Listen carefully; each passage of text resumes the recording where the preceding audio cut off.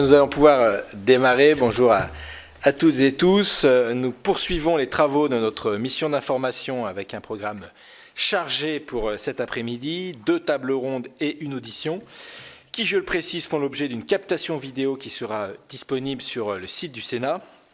Nous commençons nos travaux du jour par une table ronde sur les enjeux du dérèglement climatique pour les territoires littoraux et montagnards, sujet qui est revenu quasi systématiquement au cours des premières auditions menées par la mission d'information.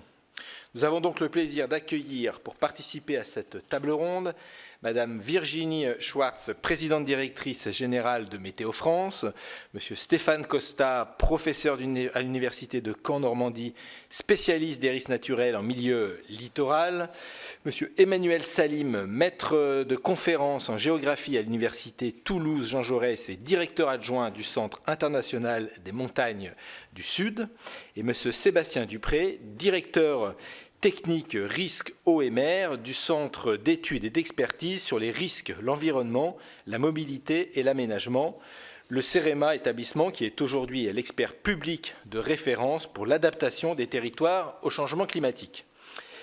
Madame la Présidente, Messieurs, nous vous remercions chaleureusement de vous être rendus disponibles pour nous faire partager vos diagnostics, vos constats et vos éventuelles suggestions qui viendront bien entendu éclairer la mission d'information.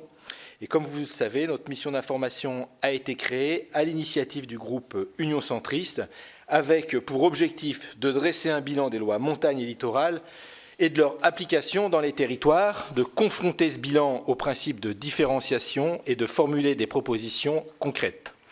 Notre mission s'interroge et nos interrogations sont renforcées à l'aune des premières auditions que nous avons menées sur l'adaptation de ces 2 textes aux enjeux du dérèglement climatique et nous comptons bien entendu beaucoup sur vos éclairages sur ce sujet. Mais je laisse sans plus tarder la parole à notre reporter Jean-Michel Arnaud, non sans vous avoir encore remercié pour votre présence. Merci, chers collègues, Monsieur le Président, mes chers collègues. Surtout d'abord, vous remercier également d'avoir accepté de participer à cette table ronde consacrée à un sujet aussi essentiel que le dérèglement climatique et ses conséquences sur les territoires montagnards et littoraux, qui sont au cœur, comme vient de le rappeler le Président, des travaux de notre mission d'information. Je me réjouis que nous puissions entendre à la fois des experts scientifiques, objectiver le débat est important, et des acteurs engagés dans l'accompagnement des collectivités territoriales confrontées concrètement aux défis de l'adaptation du changement climatique. Je souhaiterais dans un premier temps que nous puissions objectiver la situation climatique et écologique des territoires de montagne et des territoires littoraux. S'agissant des territoires de montagne, nous savons qu'ils se trouvent en première ligne face aux effets du changement climatique. Fonte des glaciers, déstabilisation du pergélisol, l'assèchement des sols ou encore la modification des débits d'étiage. Ces évolutions entraînent une multiplication des aléas naturels tels que les éboulements rocheux, les laves torrentielles ou encore plus rarement, mais avec des conséquences potentiellement dramatiques, des ruptures de lacs glaciaires. Ces phénomènes désormais bien identifiés et malheureusement de plus en plus prévisibles doivent nous conduire à repenser nos pratiques et nos modes d'aménagement dans ces territoires particulièrement exposés. À ce titre, j'aimerais vous entendre sur l'intensification de ces phénomènes climatiques ainsi que sur leur évolution future à différents horizons, 2030, 2050 et 2100. Plus largement, quelles perspectives pouvons-nous esquisser pour la montagne de demain ? Quelles évolutions des températures moyennes, de l'enneigement selon les massifs et quelles transformations majeures devons-nous dès à présent anticiper face à ces évolutions ? S'agissant particulièrement des territoires littoraux, nous savons que le CEREMA a conduit un important travail de cartographie des risques, identifiant les zones et les habitations exposées, notamment au phénomène du recul de traits de côte aux horizons 2050 et 2100. Disposons-nous aujourd'hui d'une évaluation précise de l'impact du changement climatique sur l'accélération ou non de l'érosion côtière? Qu'en est-il plus particulièrement des territoires insulaires et ultramarins qui se trouvent en première ligne face aux risques de submersion marine et d'érosion? Par ailleurs, observe-t-on des spécificités selon les différentes façades maritimes, Manche, Atlantique ou Méditerranée, que notre mission d'information devrait connaître? Cette question est essentielle car nous souhaitons aborder ces enjeux sous l'angle de la différenciation territoriale, en vertu de laquelle chaque territoire appelle des solutions spécifiques et adaptées. Enfin, en matière d'ingénierie territoriale et d'adaptation, quels leviers concrets, selon vous, peuvent être mobilisés pour faire face à ces phénomènes particulièrement déstabilisants et source d'inquiétude pour de nombreux élus locaux? Je ne serai pas plus long dans cette introduction et ce propos liminaire, vous le cède sans plus tarder la parole, en vous remerciant. Voilà, je vous laisse la parole, je vous laisse l'ordre, donc vous avez le temps que vous avez besoin, chacune et chacun, et puis ensuite on aura questions-réponses. Merci. Merci beaucoup, Monsieur le Président, Monsieur le rapporteur, pour cette invitation. Comme vous le savez, Météo France produit des diagnostics du changement climatique basés sur les observations du passé et des projections climatiques, donc des scénarios des évolutions futures du climat à fine échelle, à l'échelle des territoires. Et c'est ce qui permet d'avoir une vision différenciée de ce qui se passe dans chacun des espaces concernés. Ces visions, nous les avons depuis longtemps de façon précise à fine échelle sur l'Hexagone et la Corse. Et nous les avons également depuis la fin de l'année dernière sur les Outre-mer. Dans le cadre actuel, nos projections climatiques sont fondées de façon systématique sur la TRAC, la trajectoire de référence pour l'adaptation au changement climatique, qui est le cadre de référence qui a été donné par les pouvoirs publics dans le cadre du plan national d'adaptation au changement climatique, avec en particulier les horizons 2050 et 2100 qui correspondent à des niveaux de réchauffement en métropole de plus 2,7 degrés et plus 4 degrés. Quand on regarde plus spécifiquement les cartes à fine échelle, alors comme celles qui sont représentées ici, on voit en particulier que les territoires de montagne sont soumis à un réchauffement qui est beaucoup plus élevé que celui du reste du territoire. Quand on regarde les observations, donc sur le passé, quand on remonte quelques décennies en arrière, ce qu'on voit, c'est qu'on a en montagne une hausse de température de l'ordre de 2 degrés depuis le début du XXe siècle, une baisse de l'enneigement de 5 à 10 jours par décennie depuis les années 70, en tout cas en dessous de 2000 mètres, mais avec des variations qui sont significatives en fonction de l'altitude et du massif. Donc on retrouve les éléments de différenciation que vous avez évoqués. Et puis un fort recul des glaciers des Alpes et des Pyrénées. Ce sont les deux graphes qui figurent en dessous, qui montrent à la fois le maintien d'une variabilité interannuelle, donc de fortes différences d'une année à l'autre en matière de l'enneigement qui persiste, mais avec une tendance à la baisse qui est significative. Quand on regarde en climat futur, voilà, on retrouve cette idée que le réchauffement attendu en montagne est plus marqué que la moyenne nationale. On est en hiver entre plus 0,4 et plus 0,7 degrés de réchauffement de plus que le réchauffement moyen dans l'Hexagone et plus 0,7 à plus 0,9 en été. Donc un réchauffement supplémentaire de l'ordre de 10 à 20% selon les saisons, mais aussi toujours selon l'altitude. En tout cas, dans ces projections climatiques, on voit une baisse de l'enneigement qui est généralisée dans toutes les stations, mais avec des ampleurs variables. C'est ce qu'on voit sur le graphe qui est en dessous, qui présente donc en bleu le nombre de jours d'enneigement dans une période de référence qui correspond en gros, on va dire, aux années 90. C'est une période 1976-2005. Et ce nombre moyen de jours d'enneigement par an, encore une fois, tout en tenant compte de la variabilité interannuelle, est mis en perspective des projections d'évolution à l'horizon donc 2050 en jaune ocre et à l'horizon 2100 en marron noir. On voit donc qu'à l'horizon, autour de l'horizon 2050, on a, sauf à haute altitude, et d'ailleurs en fait on n'a pas le bon slide, on a dû vous en renvoyer un, mais on vous redonnera les slides. On a normalement un chiffre sur les Alpes du Nord à 2400 mètres qui montre que là par contre la baisse de l'enneigement est très limitée. On n'est pas du tout dans les mêmes ordres de grandeur de baisse d'enneigement que ceux qu'on a à moyenne altitude. Donc on a une baisse de 1 à 2 mois de la durée médiane d'enneigement naturel dans ces projections climatiques à l'horizon 2050 et une baisse de 2 à 3 mois de la durée médiane d'enneigement d'ici la fin du siècle. Toujours en climat futur, à côté de cette question sur l'enneigement naturel, se pose naturellement la question de la production de neige en complément ou en compensation de cette baisse de l'enneigement naturel. L'enneigement de la production de neige dépend fortement des situations individuelles, mais aussi du réchauffement.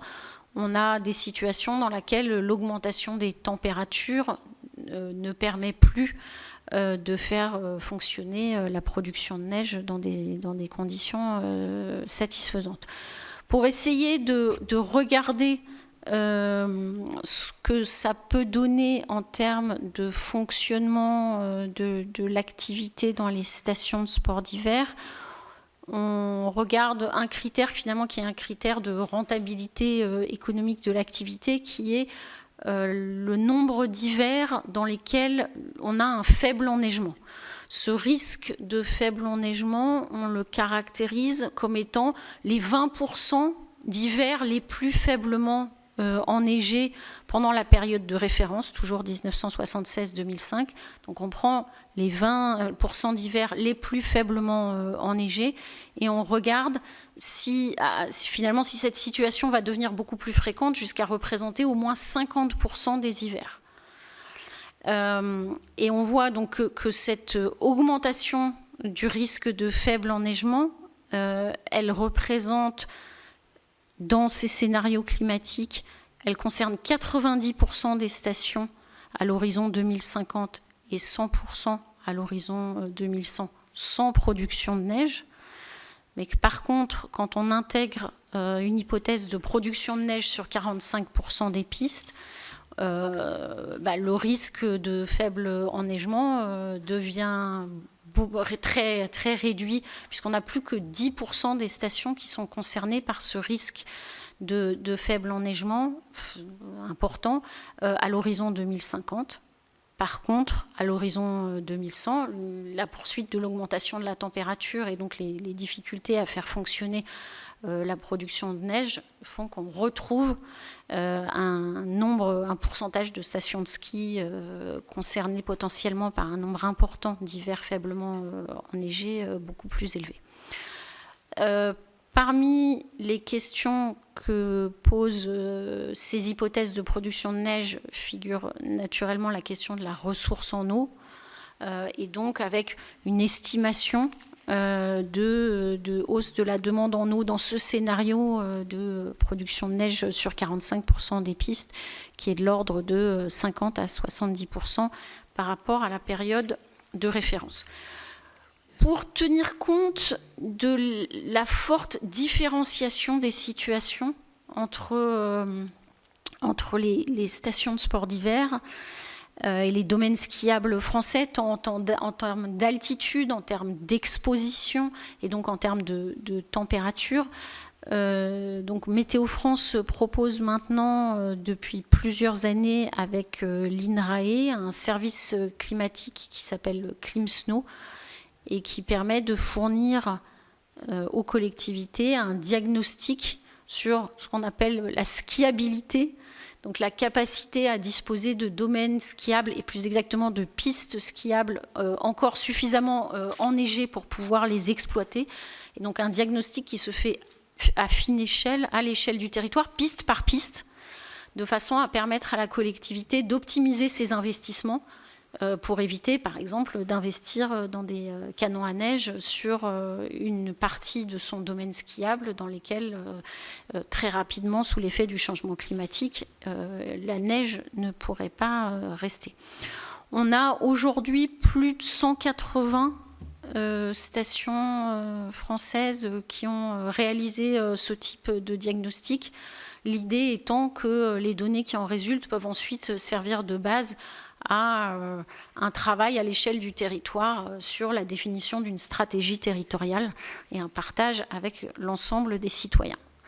Si je passe de la montagne à la mer, pour ne pas prendre trop de temps, les éléments que nous regardons à Météo France concernent d'abord les questions de température de la mer et de vagues de chaleur marine, avec des façades maritimes françaises qui se réchauffent fortement, plus vite que la moyenne globale, et avec des vagues de chaleur marine qui sont de plus en plus fréquentes et plus intenses. On a en gros un doublement du nombre d'événements par an depuis les années 80, donc sur une période relativement courte. Et quand on a des projections climatiques, en tout cas pour la Méditerranée, qui anticipent la possibilité d'événements qui seraient 4 fois plus intenses et 25% plus longs. Donc une augmentation très significative. Quand on analyse les vagues de chaleur les plus récentes, et, à la fois en Méditerranée et dans l'Atlantique, ce qu'on voit, c'est que c'est à la fois la conjonction du réchauffement climatique, bien sûr, mais aussi d'éléments de variabilité interne.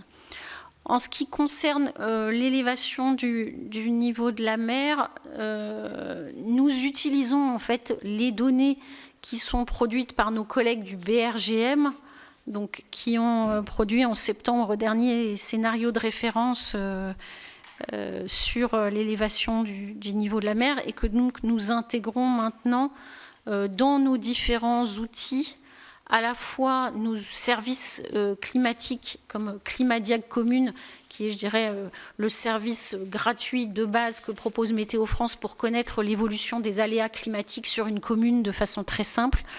Et puis, dans le travail que nous menons avec le service d'hydrographique de la marine, le CHOM, sur les submersions marines, avec le CHOM, nous opérons le dispositif de vigilance vague-submersion. Et donc, nous travaillons ensemble sur l'analyse des évolutions potentielles de ces submersions en climat futur sur la base des travaux du BRGM, mais qui sont très récents. En termes de suivi et d'analyse, donc depuis maintenant quelques années, nous intégrons ces éléments de suivi des températures de l'océan dans le bilan annuel climatique que produit Météo France. Là, c'est l'exemple du bilan pour l'année 2025 qu'on a présenté, voilà, qui montre les augmentations d'une part dans l'Atlantique et d'autre part en Méditerranée. Et puis, on travaille sur des services d'adaptation au changement climatique, avec d'ailleurs le CEREMA dans un certain nombre de cas, pour aider, ici on a mis l'exemple des ports militaires et en particulier du port de Brest, les aider à s'adapter à ces nouvelles conditions climatiques. Nous participons aussi à un certain nombre de travaux, ou suivons un certain nombre de travaux sur les impacts du changement climatique sur les activités marines, à la fois en termes de biodiversité et puis d'aquaculture.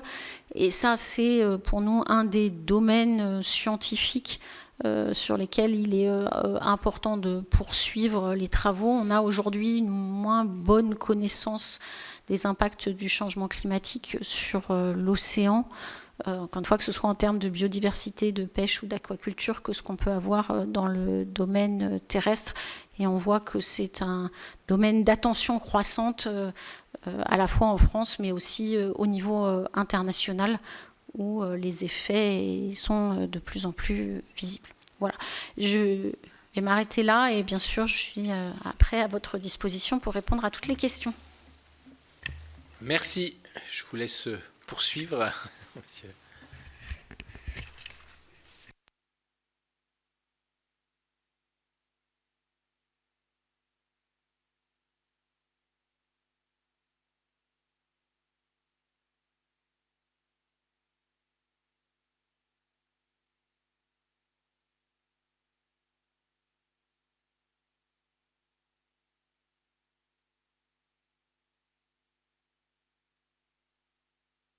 Pardon, oui. Merci de m'avoir convié. Merci pour votre confiance. Je vais vous emmener sur le littoral et donc parler de ce milieu très spécifique, très dynamique, et mon propos va se diviser en deux. Tout d'abord, il m'a été demandé de fournir quelques éléments de contexte, de fonctionnement, permettant de comprendre le fonctionnement des littoraux, et puis ensuite je parlerai de la loi littorale.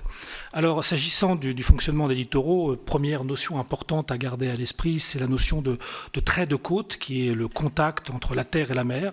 C'est un objet géographique théorique qui est relativement simple, pas simpliste, et on suit cette évolution dans le temps de ce trait de côte, de ce contact terre-mer, vous voyez sur deux photos en trait rouge, et ça permet de calculer, de déterminer le domaine public maritime, ou encore cette fameuse bande des 100 mètres inconstructible proposée par la loi littorale sur certains territoires. Ceci dit, attention, le littoral, et on en reparlera un peu plus tard, ne peut pas se résumer à un simple trait de côte. C'est en fait autre chose qui est le résultat d'interrelations entre ce qui se passe dans les petits fonds, sur la plage, sur la dune, et en rétro-littoral, on aura l'occasion d'en reparler probablement. S'agissant de l'évolution du trait de côte, alors bien évidemment, c'est fonction des types de côtes que nous avons en présence. Il existe deux grands types de côtes. Tout d'abord, les côtes rocheuses et les falaises. Il y a peu de commentaires à faire sur ce type de côte. Pourquoi ? Parce que ce sont des formes d'érosion et comme son nom l'indique, ça ne peut que reculer. Et le recul sera proportionnel à la résistance des matériaux qui constituent ces falaises. Deuxième grand type de côte, ce sont les formes d'accumulation comme les plages et les dunes. Et là, contrairement aux falaises, ces formes peuvent connaître alternativement des périodes d'accumulation et d'érosion. Autrement dit, la position du trait de côte pour ces environnements côtiers résulte d'un rapport de force subtil entre un volume de sédiments qui constitue le meilleur tampon protecteur contre l'assaut des houles, notamment des houles de tempête, et des processus d'érosion que sont justement la houle, la marée, les courants associés et bien évidemment le niveau marin qui va déterminer la position du trait de côte à l'échelle régionale. Alors, comment évolue ce trait de côte à l'échelle nationale ? Je vais être extrêmement bref parce que ce sont mes collègues du CEREMA qui ont réalisé cet indicateur national de l'érosion côtière dans le cadre de la stratégie nationale de gestion intégrée du trait de côte. Et que dit le CEREMA avec cet indicateur qui est absolument essentiel, hein, c'est un moment, c'est une photo à un instant donné de ce qui se passe sur les littoraux à l'échelle historique. Donc c'est vraiment fondamental, aussi bien pour la France métropolitaine que la France ultramarine. Et que dit le CEREMA ? Eh bien que le linéaire côtier français recule à hauteur de 22%. Mais attention, le CEREMA dit également, et j'ai entouré ça en rouge, ce sont les histogrammes bleus, qu'il y a 66% de l'évolution du littoral qui est non perceptible. Pourquoi ? Parce qu'il y a de nombreux secteurs qui n'évoluent pas ou peu aujourd'hui, et notamment les secteurs où il y a eu des ouvrages de défense contre la mer qui ont été disposés sur le littoral, qui traduisent un problème d'érosion et de submersion.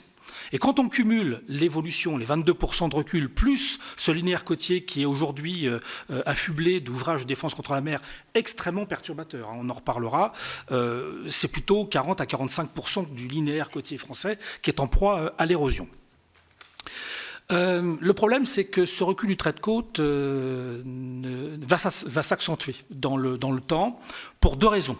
La première, c'est l'existence d'une crise sédimentaire, une crise de plus, qui s'explique, alors qui affecte la planète entière, hein, et qui est d'origine naturelle. Et pour comprendre cela, il faut remonter dans le temps, à peu près 18 000 ans en arrière. Il y a 18 000 ans, on était en période glaciaire et finalement le niveau marin était 120 à 130 mètres en dessous de l'actuel. Et puis ensuite, il y a eu un réchauffement climatique qui a entraîné une élévation du niveau des mers, une transgression marine, et cette transgression marine a poussé devant elle un grand volume de sédiments qu'elle a disposé sur nos littoraux actuels il y a maintenant 5 ou 6 000 ans. Donc depuis 5 ou 6 000 ans, ce volume de sédiments connaît un épuisement progressif, et c'est la raison pour laquelle, à l'échelle planétaire, nous avons une forme de généralisation de l'érosion. C'est une cause naturelle. À cette cause naturelle se surajoutent des actions anthropiques, des actions humaines, qui jouent beaucoup plus localement, comme par exemple les extractions de sédiments sur les plages. Or, on a évoqué tout à l'heure que les plages constituent le meilleur tampon protecteur contre l'assaut des houles. En France métropolitaine, tout cela s'est arrêté dans les années 70. On a eu également la mise en place d'ouvrages transversaux qui ont perturbé le cheminement des sédiments le long du littoral, ou encore des ouvrages longitudinaux, c'est la dernière photo, là, avec des enrochements, qui finalement, des ouvrages qui ont coupé les relations entre les petits fonds, la plage, la dune et l'arrière-plage, et réciproquement. Deuxième cause qui va nous amener sur une accentuation du recul du trait de côte, c'est le réchauffement climatique et l'élévation du niveau des mers induite. Une élévation du niveau des mers dans laquelle on est déjà, puisqu'en France, le niveau marin, depuis 100 ans, s'est déjà élevé de 20 cm, et notamment 10 cm sur les 30 dernières années. Et ce phénomène s'accélère. Il y a encore 20 ans, on disait que le niveau de la mer s'élevait de 1,8 mm par an. Aujourd'hui, on est plutôt aux alentours de 4,3 mm par an, ce qui devrait nous amener dans le futur, vers 2100, selon le GIEC international, à une élévation du niveau des mers de près du mètre, et peut-être plus. Et là aussi, on pourra peut-être en reparler. S'agissant de la loi littorale maintenant, le but initial de cette loi littorale, ce but était double. Tout d'abord, réduire l'urbanisation côté terre et l'artificialisation côté mer. Et cette loi littorale, heureusement qu'elle existe, parce qu'elle présente dans un contexte d'attractivité continue, exacerbée du littoral, pour des raisons économiques, notamment touristiques. Cette loi littorale a permis, dans les espaces non urbanisés, premièrement de maintenir les aménités environnementales et paysagères, qui constituent les éléments d'attractivité du territoire aujourd'hui. Et deuxièmement, le maintien des fonctionnalités du milieu, c'est-à-dire que lorsque le milieu est libre, il est plus capable de s'ajuster aux changements de forçage, notamment des houles de tempête et élévation du niveau des mers. Et puis, cette loi littorale a permis de réduire drastiquement le mitage du paysage, c'était son objectif, et de facto, ça a permis de réduire drastiquement le nombre de personnes et de biens menacés. Autrement dit, vous l'aurez compris, pour ma part, je dis longue vie à la loi littorale, unique au monde et enviée par une grande partie de la communauté scientifique internationale. Et je dirais même que dans un contexte de changement climatique et d'élévation du niveau des mers, cette loi doit être renforcée. Alors je vais fournir quelques éléments qui justifient mon positionnement quant au renforcement de cette loi littorale pour éviter de rallonger la liste des biens menacés dans ce contexte d'élévation du niveau des mers. Je prends l'exemple de la loi de densification du tissu urbain, la loi Elan 2018. Alors, loi tout à fait pertinente pour éviter l'étalement urbain, bien évidemment, mais sur le littoral, ce n'est pas toujours judicieux, notamment dans les zones anthropisées où on a rempli ces fameuses dents creuses. J'ai pris l'exemple de Luc-sur-Mer, où dans une dent creuse, on a installé des outils touristiques majeurs qui sont dans la zone inondable. Autre réflexion autour de cette loi littorale, où on parle de la bande des 100 mètres, c'est extrêmement pertinent pour les côtes rocheuses à faible recul, mais pour les plages, notamment les plages qui connaissent un fort recul, eh bien là, ces 100 mètres, c'est beaucoup moins pertinent. Je pense, et nous sommes nombreux à penser qu'il faudrait plutôt passer à la bande des 100 mètres. Et pour justifier cela, je vous invite pardon, des 100 ans. Pour justifier cela, je vous invite à regarder les deux photos. C'est à Soulac-sur-Mer. Vous voyez l'immeuble du Signal en 1992 qui se trouve grossièrement à 150 mètres du rivage. Et puis en dessous, vous avez la même situation, Soulac-sur-Mer, mais en 2020, où l'immeuble du Signal est rattrapé par l'érosion côtière. Donc la bande des 100 mètres, ici, dans ce type d'environnement, ne tient pas. Il s'agirait plutôt de penser aux 100 ans, c'est-à-dire estimer la vitesse de recul observée historiquement ou modélisée, et ensuite de multiplier par 100 pour connaître la bande dans laquelle il serait préférable de ne pas mettre de personnes, de biens ou d'activités qui nous coûtera cher à un moment ou à un autre pour déplacer tout cela. Alors en termes de conclusion, la loi littorale, c'est une loi emblématique qui a introduit l'environnement dans le droit de l'urbanisme. Elle permet de réduire la liste des enjeux menacés et donc les coûts de protection et d'indemnisation potentiels. Il y a néanmoins 2 points de vigilance. S'agissant notamment, premier point de vigilance, notamment la délimitation future de la bande des 100 mètres, ou des 100 ans, il ne faut pas se focaliser uniquement sur la position du trait de côte qui éventuellement reculerait vers l'intérieur des terres par l'élévation du niveau des mers.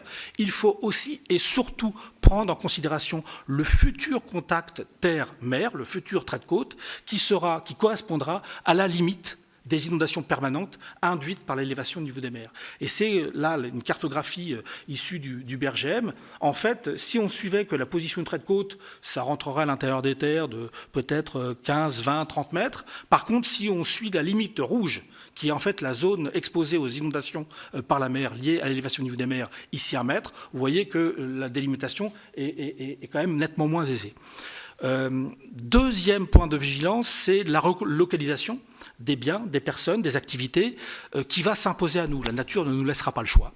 Vu l'élévation du niveau des mers que l'on annonce, aux alentours du mètre, et il y a de nombreux auteurs, de plus en plus nombreux, qui s'intéressent à ce qui se passe en Antarctique et qui semblent indiquer qu'au regard de ce qu'on mesure aujourd'hui sur la fonte de la partie occidentale de l'Antarctique, le 1 mètre pourrait être allègrement dépassé. S'il y a relocalisation, et comme il y aura relocalisation, surtout, il ne s'agit pas d'aboutir à un nouveau littoral à l'intérieur des terres qui serait encore plus anthropisé, encore plus bétonisé qu'aujourd'hui. Conclusion, de l'intérêt d'une loi littorale renforcée. Merci pour votre attention. Merci, M. Emmanuel Salim, pour la suite. Bien, Monsieur le Président, Monsieur le rapporteur, Mesdames et Messieurs les sénatrices et sénateurs, je vous remercie tout d'abord pour cette invitation et pour l'importance qui est portée au territoire de montagne qui, à mon avis, figure parmi les espaces les plus exposés aux effets du changement climatique en France. Alors, pour commencer, je voudrais rappeler que les territoires de montagne ont toujours été des espaces contraints par les aléas, qu'ils soient climatiques ou météorologiques, mais qu'aujourd'hui, le changement climatique en modifie profondément à la fois les intensités, la fréquence et parfois la combinaison des aléas, ce qui peut mener à des catastrophes d'ampleur, j'y reviendrai un peu plus tard. Le changement climatique pose des questions d'autant plus importantes aux territoires de montagne que les développements économiques et culturels ont fait de ces espaces des lieux particulièrement porteurs d'enjeux et donc particulièrement vulnérables aux effets du changement climatique. Alors le premier signal du réchauffement des températures en haute montagne, je pense que vous le savez, est celui du retrait de la cryosphère. On parle ici des glaciers, de la neige et du permafrost, ce sol et ses parois gelées en permanence. Et à l'échelle des Alpes, la perte de masse glaciaire depuis la fin du XXe siècle est extrêmement importante. Pour vous donner quelques chiffres, la mer de glace à Chamonix a perdu environ 100 mètres d'épaisseur en l'espace de 30 ans au niveau du Mont-en-Vert. Et dans les Pyrénées, les glaciers restants qui continuent à exister aujourd'hui sont engagés dans une disparition extrêmement rapide qu'on estime advenir d'ici le milieu des années 2030. Cette disparition des glaciers, elle ne pourra être limitée que par la réduction de nos émissions de gaz à effet de serre. Et sans action majeure à ce sujet, on estime que 99% des volumes de glace de 2019 dans les Alpes auront disparu à l'horizon 2100, contre 60% si nous agissons tel que convenu dans les accords de Paris. Or, quand les glaciers disparaissent, ce n'est pas uniquement un patrimoine paysager qui recule. Ce retrait glaciaire déstabilise les versants, peut favoriser la formation de poches d'eau sous-glaciaires ou de lacs supraglaciaires qui induisent des risques pour les communautés en aval. Et ces risques, aujourd'hui, sont accentués par le réchauffement du permafrost et par les écroulements rocheux associés qui peuvent se combiner et mener à des processus en cascade pouvant être particulièrement dévastateurs. Je rappellerai ici l'exemple de la destruction du village de Blatten en Suisse cette année, enfin du moins en 2025, qui a rappelé avec force combien est-ce que ces cascades d'aléas peuvent être particulièrement dévastatrices pour nos sociétés. Une autre conséquence de la disparition des glaciers qu'il me semble ne pas falloir négliger, notamment dans le cadre d'une réflexion autour de lois d'aménagement, c'est la question des espaces désenglacés qui apparaissent du fait du retrait glaciaire et qui sont des espaces particulièrement riches en biodiversité, mais aussi particulièrement fragiles et qu'il conviendrait de préserver. Un deuxième enjeu majeur du changement climatique en montagne concerne évidemment l'enneigement, comme ça a été rappelé tout à l'heure. La diminution de l'enneigement fragilise directement le modèle économique des nombreuses stations de ski, ce qui avait notamment été rappelé par un rapport de la Cour des comptes en 2024. Et encore une fois, pour donner quelques chiffres, dans l'hypothèse d'une France à plus 4 degrés, le nombre annuel de jours enneigés passerait de 158 à une centaine dans les Alpes, de 132 à 41 dans les Pyrénées, ou encore de 138 à 35 en Corse. Et il y a ici clairement une question de transformation d'un modèle économique, mais aussi tout un tas d'autres conséquences, notamment en ce qui concerne la ressource en eau et le rôle de l'enneigement en termes de stockage saisonnier qui en diminuant, aura une influence sur les activités touristiques, sur les activités agricoles comme le pastoralisme et surtout les usages de l'eau en aval. Et alors cette question, elle est prégnante dans l'ensemble des massifs, mais notamment dans les massifs des Pyrénées qui devraient voir des cumuls de précipitations annuelles se réduire également du fait du changement climatique. Le changement climatique pose donc des questions concernant la transformation des pratiques de montagne, je le rappelais comme le pastoralisme ou les enjeux forestiers, mais il pose aussi des questions en termes récréatifs, puisqu'il transforme déjà à la fois les pratiques et les fréquentations des espaces de montagne. Il affecte bien sûr le ski et l'ensemble des métiers qui y sont associés, mais aussi des pratiques reconnues patrimoine culturel immatériel de l'humanité comme l'alpinisme, pratiques dont les conditions se détériorent, amenant l'exercice du métier de guide de plus en plus délicat et difficile. Les aléas en montagne impactent également les infrastructures comme les refuges et plus largement la fréquentation estivale des espaces d'altitude. Les montagnes deviennent des espaces de plus en plus recherchés pour leur fraîcheur, ce qui crée de nouvelles pressions sur ces milieux fragiles et notamment dans les espaces protégés. Influence qui incite déjà les acteurs territoriaux à réfléchir à des stratégies de régulation de ces nouvelles fréquentations. Il me semble donc que ces éléments que j'ai tenté de synthétiser ici dans mon propos liminaire montrent à quel point les territoires de montagne, des Vosges aux Pyrénées en passant par les Alpes, sont vulnérables aux effets du changement climatique. D'une manière globale, il me semble que ce dont il est question aujourd'hui, c'est véritablement la question de l'habitabilité de ces territoires, que ce soit en termes de gestion des risques, de viabilité des activités économiques, de qualité de vie pour les résidents et de protection des écosystèmes que cette notion d'habitabilité implique. Et ici, la diversité à la fois des acteurs, de leur logique, des aléas auxquels ils font face et des différents intérêts des territoires de montagne nécessite une compréhension systémique des interactions pour garantir des adaptations au changement climatique qui soient à la fois efficaces et qui limitent le risque de maladaptation, tout en gardant en tête les enjeux d'atténuation du changement climatique. La montagne me semble donc être aujourd'hui un territoire sentinelle des conséquences du changement climatique et elle devrait à mon sens également devenir un territoire prioritaire pour le développement de l'adaptation. Je vous remercie de votre attention. Merci et je vous laisse Sébastien Dupré pour la suite.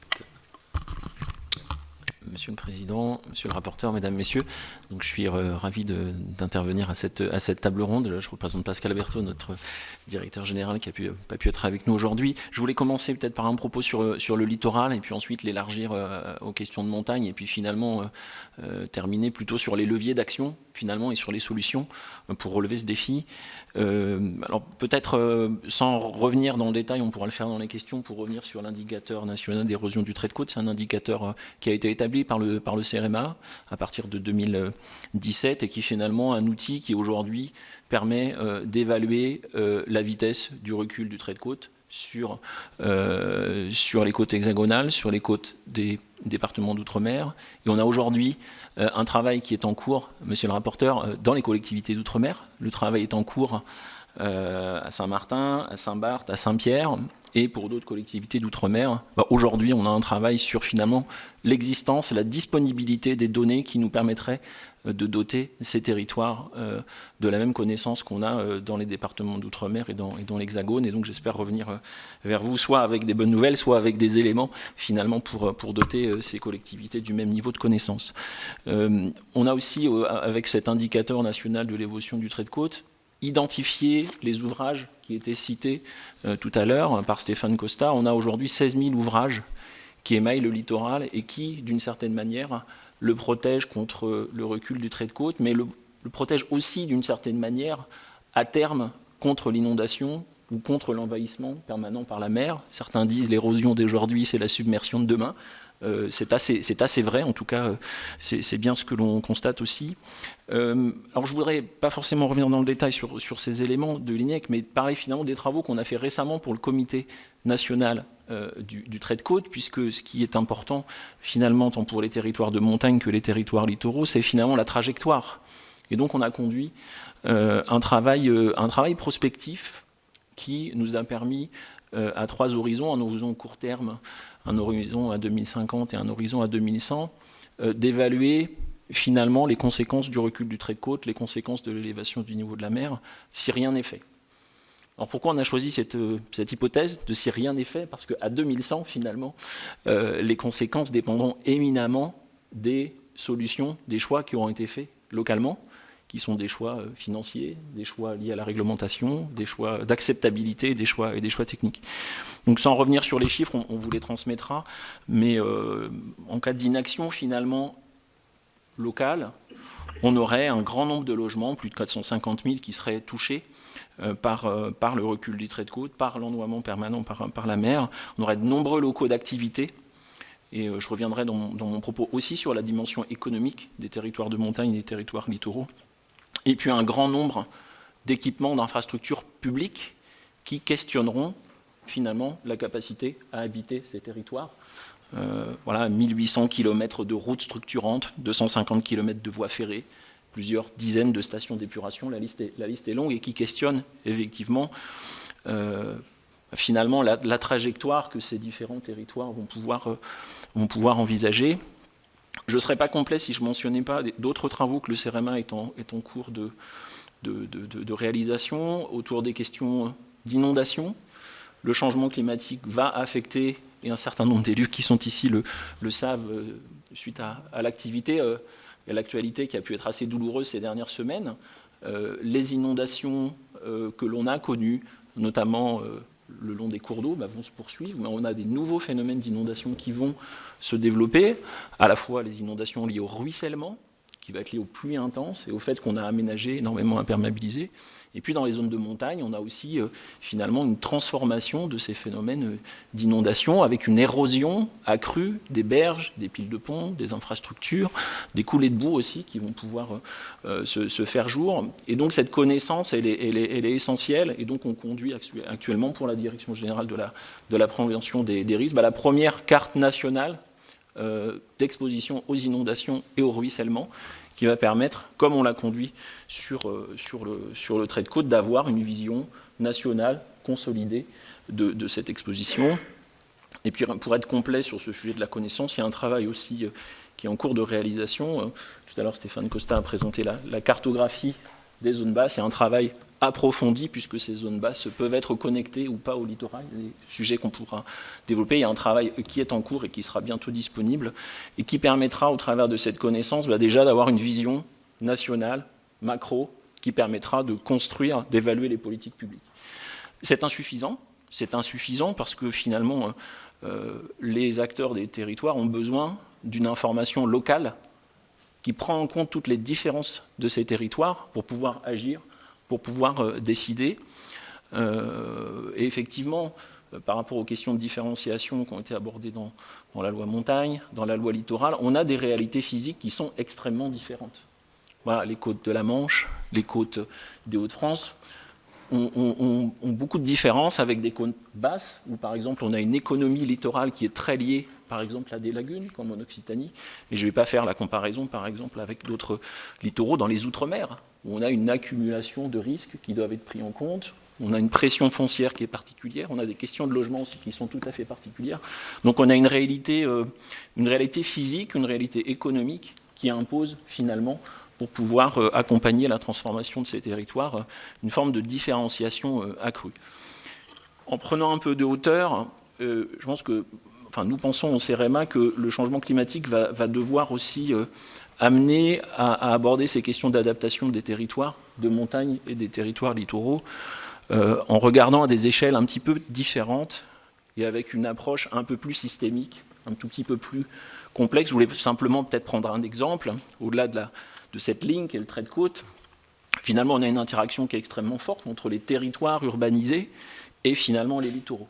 Et très clairement, on sait qu'avec des pluies plus intenses, voilà, on va avoir un certain nombre de quantités d'eau polluée ou propre qui vont se retrouver finalement dans les eaux littorales et pouvant impacter l'attractivité touristique et un certain nombre d'activités économiques qui sont dans ces zones. On travaille actuellement, par exemple, avec l'Association nationale des élus du littoral pour voir comment, en réutilisant les eaux d'assainissement, finalement, on peut éviter un certain nombre de problèmes. Ces problèmes étant à étudier au cas par cas. Et puis peut-être pour terminer sur cette première partie de mon intervention, je voulais rebondir sur ce qui a été dit, j'ai exactement le même terme, repenser l'habitabilité. On voit que notamment sur les littoraux, finalement, il me semble qu'il y a un travail en profondeur qui a été réalisé avec aujourd'hui finalement le renoncement ou la recomposition territoriale qui est de fait identifiée comme une solution dans la caisse à outils des acteurs du littoral pour s'adapter. ce qui est une approche voilà, en termes philosophiques ou de relation au territoire qui est assez profonde, qui pourrait d'ailleurs inspirer finalement d'autres territoires en identifiant l'ensemble du panel des solutions, de défense, de solutions fondées sur la nature, de solutions d'aménagement jusqu'à des solutions de renoncement.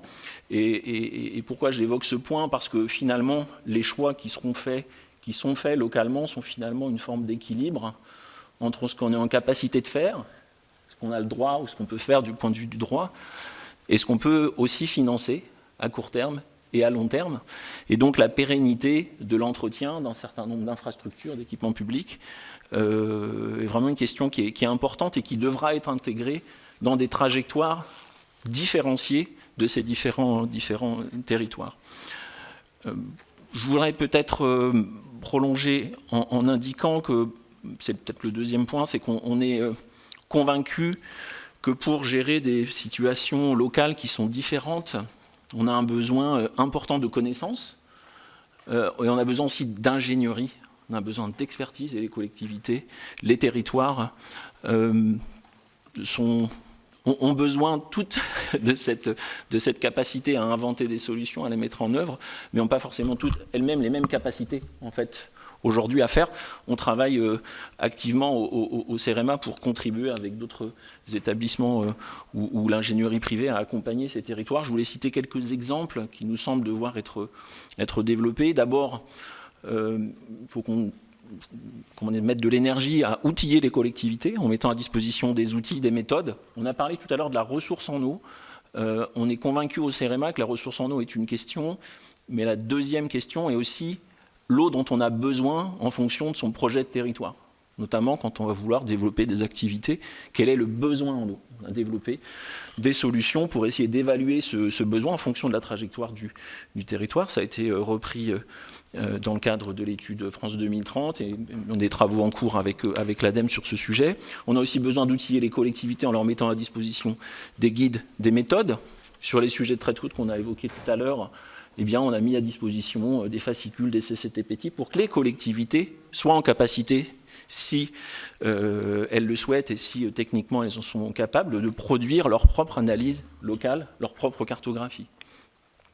Force est de constater que malheureusement, face à ces outils, certaines collectivités, certains territoires peinent malheureusement à conduire eux-mêmes ces travaux. Je dirais le troisième niveau d'intervention qu'on a identifié et que l'on met en œuvre, c'est parfois de conduire à l'échelle nationale des programmes qui permettent vraiment d'aider de manière très concrète les collectivités. Je voulais prendre un exemple face à l'élévation du niveau de la mer, du recul du trait de côte. Un certain nombre de décharges qui se sont trouvées sur les littoraux aujourd'hui sont attaquées, déversent leurs produits dans la mer. Et voilà, on opère avec l'ADEME et le BRGM un programme finalement d'identification, de priorisation et de proposition d'une solution à ces collectivités, et puis ensuite un schéma optimisé pour conduire des travaux. Ces solutions de massification, on y croit beaucoup, parce qu'elles permettent finalement d'accélérer, d'aller plus vite, et de permettre aux collectivités d'être en phase pour agir. Voilà, j'étais peut-être un peu long, je voudrais peut-être terminer par 2-3 sujets sur lesquels on pourra revenir lors des questions. La question du foncier, on a un peu évoqué, je pense, lors du premier tour de table. Évidemment, réaménager ou évoluer dans l'utilisation des espaces en montagne et sur le littoral nécessite des fonciers. Si on parle de la question du littoral, on estime au CEREMA qu'en termes de surface qui pourrait être ennoyée, c'est à peu près l'équivalent de la surface à 2100 d'un département moyen français. Voilà, sur l'ensemble des côtes. Et évidemment, la recomposition territoriale devra s'articuler, par exemple, avec des dispositifs comme ceux de la Loisane pour finalement marier à la fois le besoin de recomposer et la perte nette d'un certain nombre de surfaces. On pense aussi, et ça revient des expérimentations qu'on a pu conduire, par exemple sur la mise en œuvre de la loi GEMAPI, avec l'association des élus de bassin et avec Interco de France, qu'on a besoin de trouver les bonnes échelles en fonction des territoires, les bonnes échelles de réflexion, de construction d'une stratégie, de construction d'une solidarité financière pour mettre en place des projets de territoire qui sont adaptés à leurs différents besoins. Et puis peut-être le dernier point, c'est celui peut-être de la gouvernance. J'ai commencé à l'évoquer en parlant de solidarité territoriale. Ça a été dit tout à l'heure par Stéphane Costa. La recomposition sur les littoraux nécessitera de repenser le rétro-littoral, ou le littoral de demain, avec des gouvernances finalement adaptées. Une participation peut-être aussi citoyenne qui permettra de s'approprier les enjeux, d'aller dans ce sens.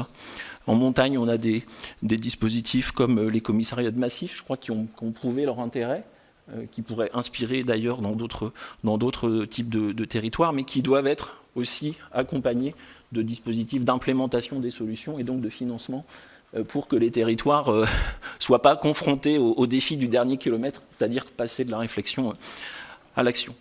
Voilà, je vous remercie et je prendrai plusieurs questions si vous le souhaitez dans la suite pour développer. Merci.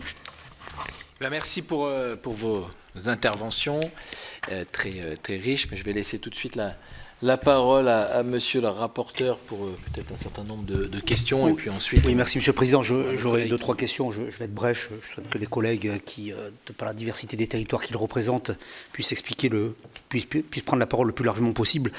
Merci d'abord de ces exposés complémentaires. J'aurai 2-3 questions. Une qui s'adresse à même la directrice de Météo France.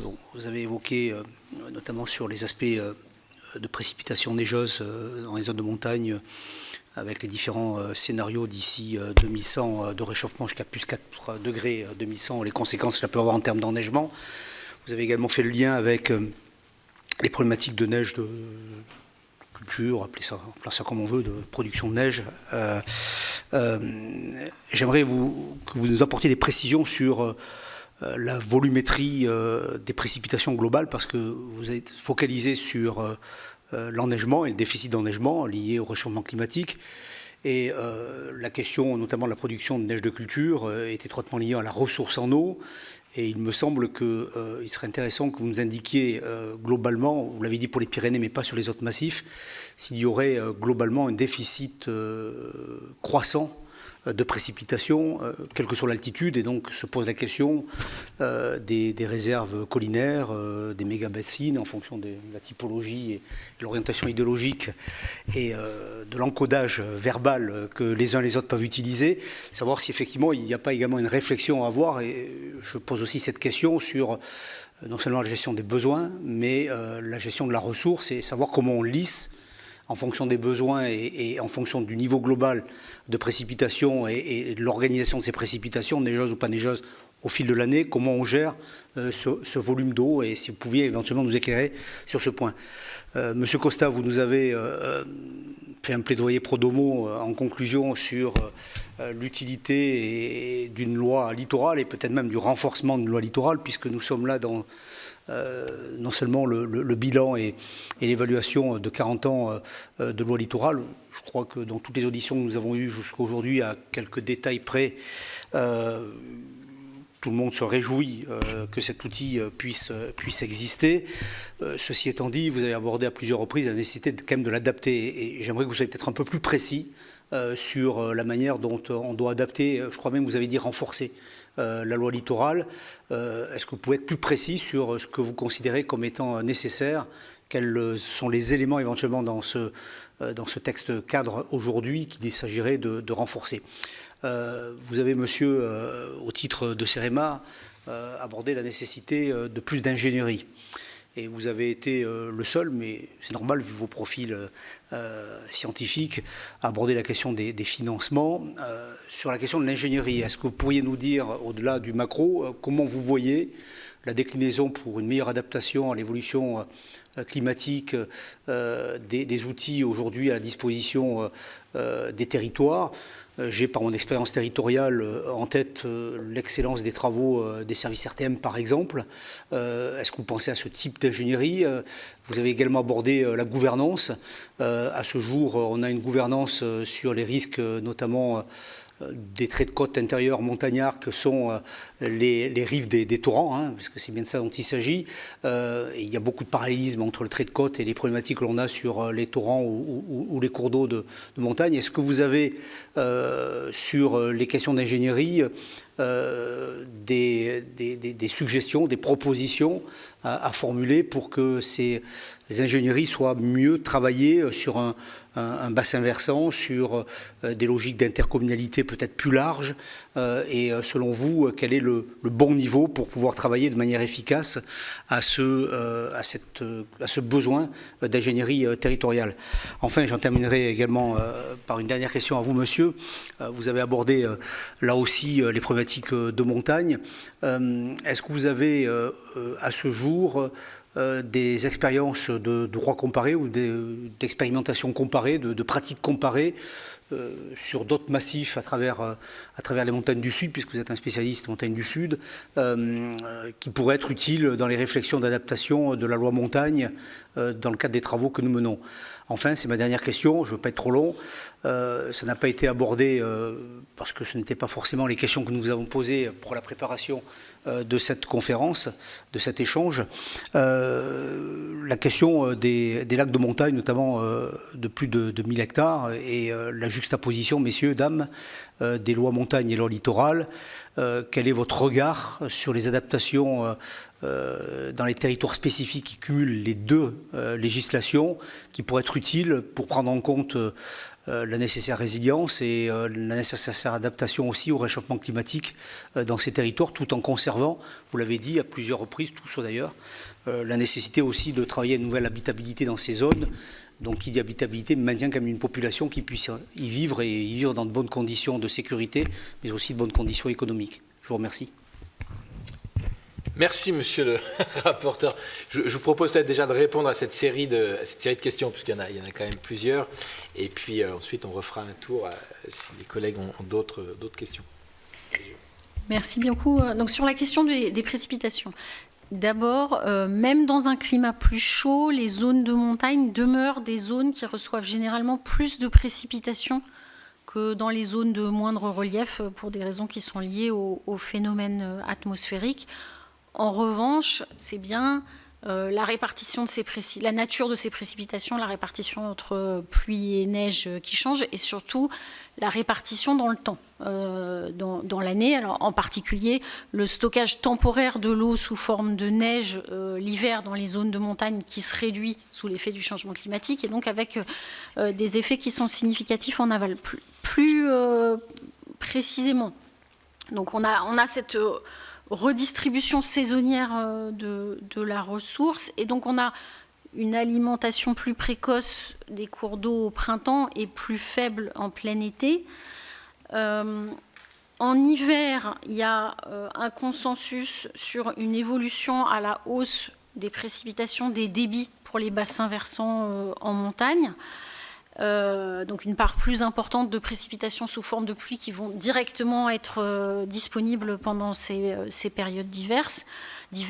À l'inverse, en été, un consensus généralisé sur une évolution à la baisse et une évolution à la baisse de ce qu'on pourrait appeler l'eau disponible, à la fois du fait d'une baisse des précipitations, d'une baisse des apports, puisqu'on n'a plus autant d'apports de fonte de neige, mais aussi à une augmentation de l'évapotranspiration.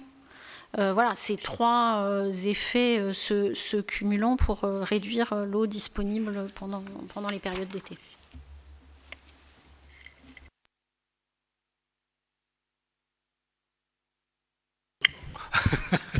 Oui, par rapport à la question que vous me posiez sur adapter, renforcer, être plus précis en la matière, je souhaiterais garder plutôt le terme de renforcer plutôt qu'adapter, parce que la loi littorale, depuis sa création en 86, elle a eu plein de changements, plein d'adaptations, plein d'assouplissements qui peut amener parfois à des difficultés locales.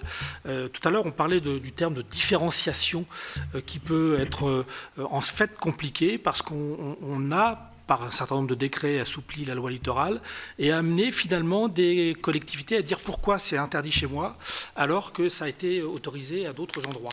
Et je pense que la différenciation pourrait nous amener à des difficultés juridiques de ce type. Donc je suis toujours prudent avec ce terme de différenciation, comme le terme de prévisibilité qui a permis justement de faire en sorte que l'érosion côtière ne soit plus un risque naturel majeur, parce que soi-disant c'était prévisible, et donc a amené les collectivités à de très fortes difficultés face à la situation. Donc voilà, ce sont des termes qui pour moi sont un petit peu à définir avant de les utiliser. Être plus précis, oui.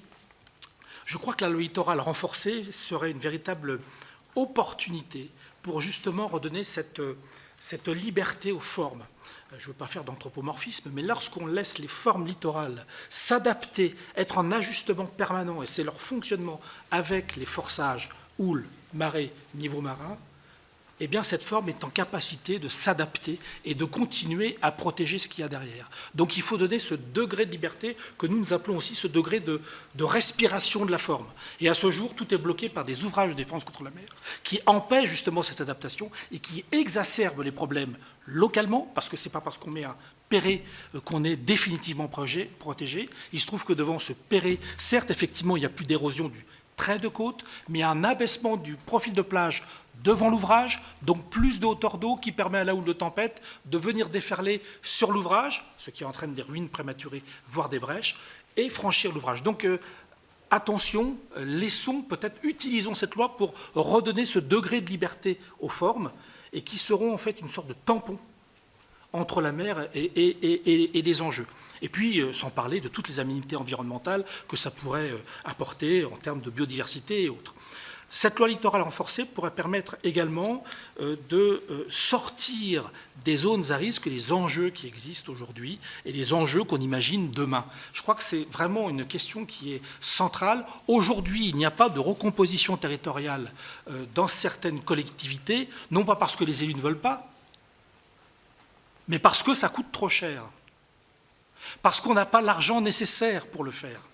Donc en fait, la difficulté, c'est comment accompagner ce changement, cette recomposition territoriale, avec des deniers qui sont pour l'essentiel publics. Ceci dit, on est sur des littoraux très attractifs. On pourrait peut-être imaginer aussi du denier privé en la matière. Mais c'est ça qui est aujourd'hui bloquant et qui sera bloquant dans le futur. Et plus on va aménager le littoral, plus on va se dire « allez, on reste ici parce que c'est extrêmement important que l'on ait la proximité de la mer ». Eh bien, en fait, on se donne dans le futur toute une série de difficultés qui nous amèneront à ne pas pouvoir déplacer les personnes, les biens, les activités. Et il s'agit là de risques. Même l'érosion côtière, comme tu le disais tout à l'heure, l'érosion côtière est finalement l'inondation de demain, mais une brèche dans un ouvrage, une brèche dans une dune, ça peut être absolument catastrophique. C'est bien un phénomène d'érosion qui entraîne un phénomène d'inondation. Et là encore, les collectivités locales et territoriales sont en peine. Pourquoi ? Parce qu'on a des outils réglementaires qui créent une dichotomie entre ces deux phénomènes. Érosion d'un côté, qui d'ailleurs n'est plus indemnisable, puisque c'est plus un risque naturel, et l'inondation par la mer. Or, les deux phénomènes sont liés, et ça va nous rattraper dans le cadre d'une élévation du niveau des mers, puisque cette élévation du niveau des mers va exacerber l'érosion, et comme je l'évoquais tout à l'heure, va déterminer un contact terre-mer, donc un trait de côte, à l'intérieur des terres. Troisièmement, pourquoi renforcer cette loi littorale ? Parce que l'erreur consistera à croire que l'élévation du niveau des mers ne va impacter que le littoral. Non. Ça va impacter aussi loin à l'intérieur des terres. Premièrement, par blocage des écoulements fluviaux. Un niveau marin plus haut va empêcher l'écoulement fluvial. Et donc, en période de crue, cette concomitance d'un haut niveau marin, plus éventuellement une pleine mer de Vivo, plus éventuellement une tempête, ce qui est tout à fait envisageable, au moment d'une crue, on va augmenter la fréquence et l'intensité des inondations continentales, plusieurs dizaines de kilomètres à l'intérieur des terres, et donc générer encore finalement des dégâts qui peuvent, là pour le coup, également être catastrophiques pour les personnes. Et puis, il y a aussi des conséquences liées aux nappes phréatiques. On parlait tout à l'heure de précipitations qui seront moindres. Alors, j'ai plutôt l'habitude de travailler sur la façade manche, les scénarios climatiques disent qu'on aura grossièrement un peu plus d'eau, mais c'est la saisonnalité qui va changer. Avec plus d'eau, avec des abats violents en période hivernale, et puis beaucoup plus sec l'été. Ça veut dire quoi? Ça veut dire que notre concomitance crue et élévation du niveau des mers va être probablement statistiquement plus fréquente. Deuxièmement, si on a une arrivée massive de personnes et d'activités sur le littoral, on va pomper beaucoup plus dans les nappes. Sauf que pomper dans les nappes, c'est de l'abaisser. Face à un niveau marin qui se soulève, vous allez avoir des intrusions salines dans la nappe. Ce qui fait que la nappe est polluée, n'est plus utilisable. Donc voici toute une série de phénomènes qui m'amènent à dire renforçons la loi littorale, parce que de toute façon sur ce littoral, on ne pourra plus y vivre et en vivre de la même façon et au même endroit. Il ne s'agit pas de créer un no man's land sur le littoral, mais on ne pourra plus y vivre et en vivre de la même façon et au même endroit. Réfléchissons ensemble de ce qu'on pourrait faire collectivement, comment imaginer notre littoral de demain, qui ne sera pas, comme je l'évoquais, au même endroit, et utilisant le littoral de la même façon. J'espère que j'ai été un peu plus clair.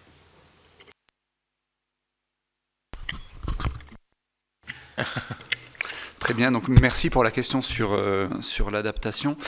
Alors ce qu'on observe à travers le monde sur des freins, des leviers au développement de l'adaptation, c'est un besoin général de collaboration entre acteurs qui semble souvent relativement limité, une prise en compte des effets de l'adaptation, notamment sur les acteurs économiques. Et j'ai un exemple, tout ça dans l'optique d'avoir des adaptations qui sont efficaces et qui évitent les problèmes de maladaptation, c'est-à-dire d'augmentation de la vulnérabilité des acteurs qui ont voulu réduire leur vulnérabilité par ces stratégies. Et j'ai un exemple qui est assez simple et en même temps assez éclairant sur le sujet, qui est le cas de l'adaptation des compagnies des guides sur un territoire qui s'appelle le Glacier Country en Nouvelle-Zélande, et qui est un territoire sur lequel, historiquement, tout s'est construit autour d'une économie, autour de la visite des glaciers. Et de fil en aiguille, le retrait glaciaire a entraîné une difficulté d'accès pour les compagnies des guides. Donc ces deux territoires avaient vraiment leur économie basée sur cette activité. Et les stratégies qui ont été développées par les guides de haute montagne, pour la faire courte, parce qu'il y avait aussi des problèmes de permafrost et d'écroulement, de dangerosité, de risque, ça a été d'acheter des hélicoptères et puis de développer de la randonnée assistée par hélicoptère. Ce qui conduit directement à des problèmes de maladaptation, puisqu'on s'est retrouvé avec un territoire très vulnérable à l'augmentation du prix des carburants, avec une clientèle qui s'est internationalisée, avec évidemment des émissions de gaz à effet de serre qui étaient très importantes, et ça a rendu ces compagnies des guides particulièrement vulnérables. Donc je pense qu'il y a vraiment, c'est un exemple très, très marquant de ce phénomène de maladaptation qui invite vraiment à penser les conséquences des adaptations qu'on met en place, à la fois pour la vulnérabilité de l'acteur et puis pour la question de l'atténuation du changement climatique. Un autre point qui me semble important et qu'on travaille maintenant notamment dans les Pyrénées, c'est celui de la collaboration et de l'interconnaissance des risques et des vulnérabilités auxquels chacun des acteurs des territoires sont confrontés. Et on a mené il y a quelque temps un travail, c'était en Suisse, dans les stations de Zermatt et Saas-Fee, sur justement le développement d'approches systémiques pour essayer de comprendre à l'échelle globale du territoire quels pouvaient être les facteurs de vulnérabilité des différents acteurs, leurs stratégies d'adaptation et les interrelations entre les acteurs et ce qu'ils développaient. Et alors, outre le fait qu'on se rendait compte qu'on avait des impacts et des vulnérabilités croisées qui impactaient les acteurs les uns aux autres, ce qui nous a semblé très intéressant, c'est que quand on a présenté nos résultats aux acteurs des territoires, en fait, on s'est rendu compte que les acteurs eux-mêmes n'avaient pas conscience des conséquences de leurs propres actions sur les acteurs avec qui ils travaillaient. Et donc, je pense qu'il y a un besoin assez fort de créer des espaces pour permettre la discussion et l'interconnaissance de tous ces enjeux entre les différents acteurs des territoires et en France notamment entre les différentes échelles territoriales. Sur les travaux qu'on a sur les Pyrénées, se pose notamment la question de la mobilité qui nécessite tout un jeu d'échelle qui me semble important sur lequel appuyer davantage peut-être dans le cadre de la révision des lois montagne et littorales. Voilà, merci.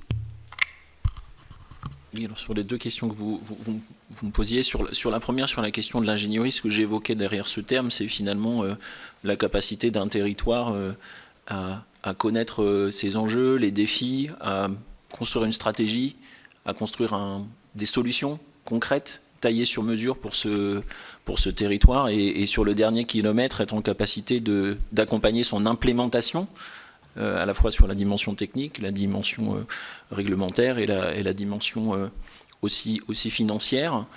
Il nous semble, nous, que finalement, il y a des schémas qui sont finalement assez différents d'un territoire à l'autre en fonction des acteurs qui existent. Typiquement, dans le domaine, suite à la loi GEMAPI, par exemple, un certain nombre de structures se sont créées, un certain nombre de syndicats qui, localement, peuvent offrir une véritable ingénierie à l'ensemble des collectivités, des acteurs qui sont sur ce territoire.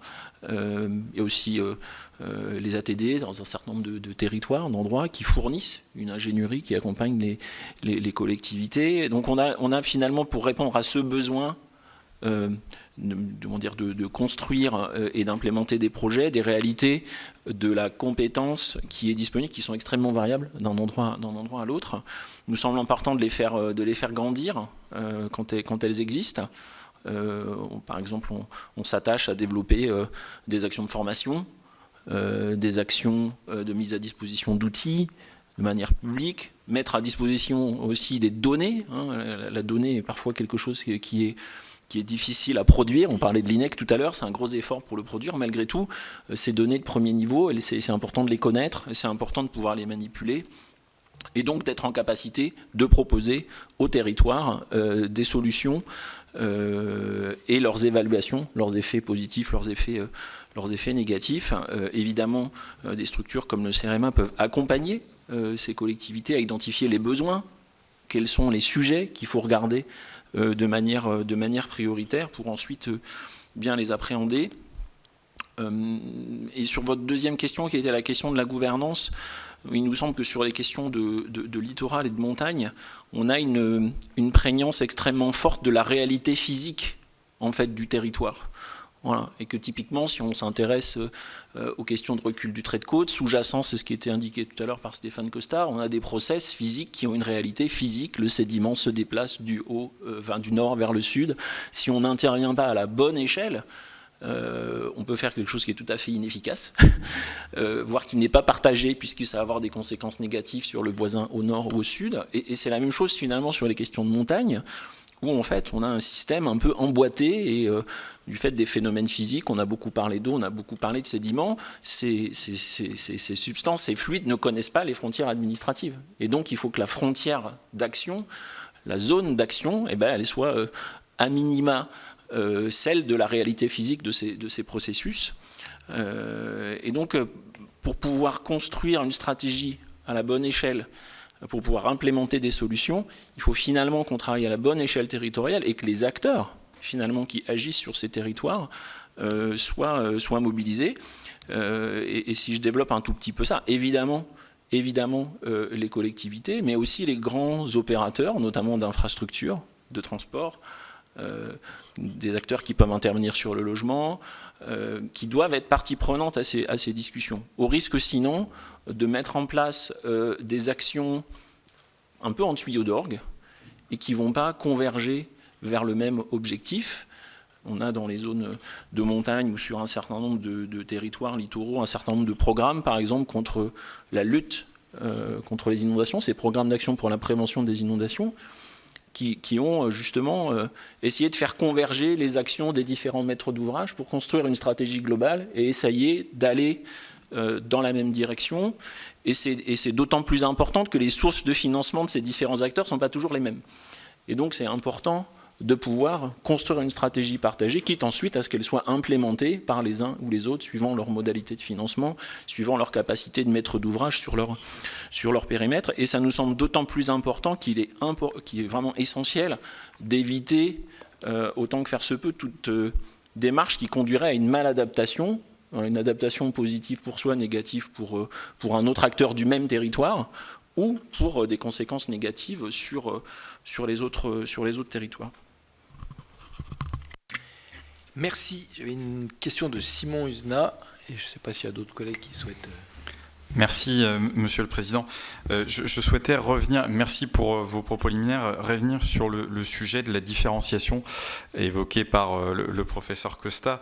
Je l'ai écouté évidemment avec beaucoup d'attention, mais d'une certaine manière, votre propre présentation démontre bien, s'agissant des seuls littoraux, qu'on ne peut pas considérer de façon indifférencier ces territoires-là entre la bande des 100 mètres avec une falaise et la bande des 100 mètres avec une plage. Sur ce seul exemple-là, on voit bien ce besoin de différenciation, même s'il peut y avoir des besoins de précision. Donc, est-ce que vous pourriez, là, les uns les autres, et on voit bien le sujet loi montagne, loi littoral, c'est aussi ce sujet de la différenciation, la prise en compte des territoires, mais au regard des enjeux, des impacts qui sont évidemment incontestables, mais différenciés en fonction des territoires, comment pourrait-on envisager, peut-être pas du sur-mesure, mais en tout cas des dispositifs qui pourraient dans certains cas, certains besoins, renforcer les lois existantes, mais dans d'autres aussi donner des marges de manœuvre, parce que nous faisons confiance aux élus locaux. Ils sont pour une écrasante majorité d'entre eux tout à fait conscients de ces enjeux-là. Sur les difficultés juridiques que vous pointez, le professeur Costa, là aussi, alors vous faites le lien avec des textes qui auraient assoupli la loi littorale. Ce que nous disent aussi les élus, c'est que c'est dans la pratique même du droit administratif où en fait la jurisprudence d'un territoire à un autre peut aussi évoluer, introduit de l'instabilité. Donc comment pourrait-on donner un peu plus de visibilité à ces acteurs? Et puis moi j'avais une dernière question sur les données, notamment pour la présidente directrice générale de Météo France, alors avec Climadiag. Est-ce que vous introduisez de l'intelligence artificielle dans ces dispositifs-là, notamment génératifs, pour permettre à une échelle de plus en plus fine de donner des informations? On va penser notamment aux biens situés en zone littorale ou qui pourraient se retrouver, y compris en zone montagneuse, en difficulté à une échelle plus ou moins longue, et une forme de responsabilisation des propriétaires actuels et futurs. Donc ça pourrait être un outil. Puis dernière question qui a déjà été évoquée par le rapporteur, mais on n'a pas vraiment eu de réponse, c'est sur celle des moyens financiers. Est-ce que vous avez réfléchi les uns les autres, au-delà peut-être de vos périmètres de responsabilité stricte, à des pistes, parce qu'on peut partager les constats, mais ensuite il nous faut des moyens d'action. Donc est-ce que vous avez des pistes les uns et les autres? Je vous remercie. Peut-être je vais prendre la question, il y a Nadège Javed qui voulait... Ça, c'était plus une remarque qu'une question, Monsieur Costa. Quand vous dites renforcer la loi littorale, je vais dans le sens de Simon. Je suis un peu inquiète dans le sens où quand on sait qu'une loi, elle s'applique à tous de la même manière. Vous avez dit qu'il y avait différents littoraux.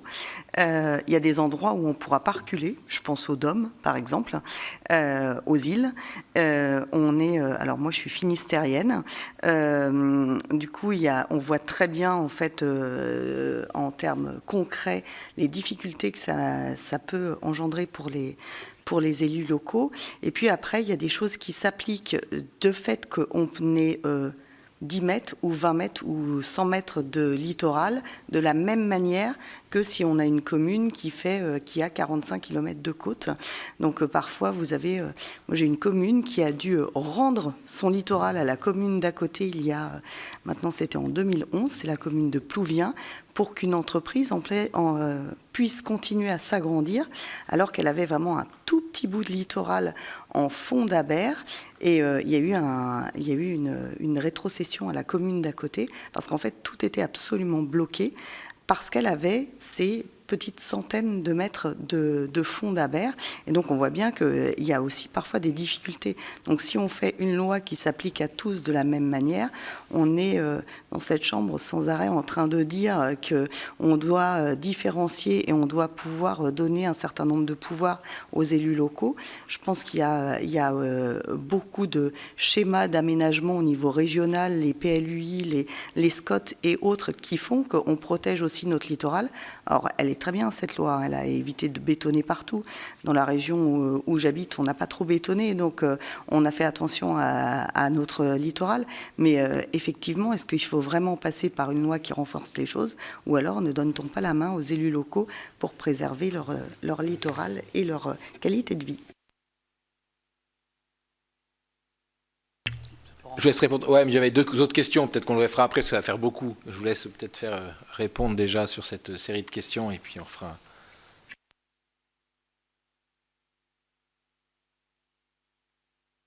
Oh, merci, vous êtes là. Je tiens tout d'abord à dire que je ne suis pas juriste, moi je compte les grains de sable.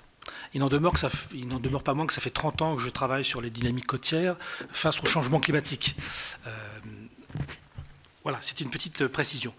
Alors sur le terme de différenciation, oui, il y a des littoraux qui fonctionnent de façon différente, oui, avec des vitesses d'évolution différentes.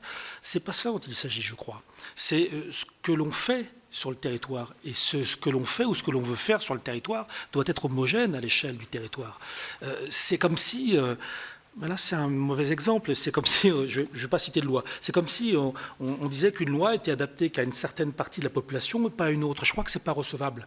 Et donc l'objectif, c'est, me semble-t-il, mais bon, vous êtes ici nettement mieux placé que moi pour dire que la loi doit s'appliquer à tous et à toutes.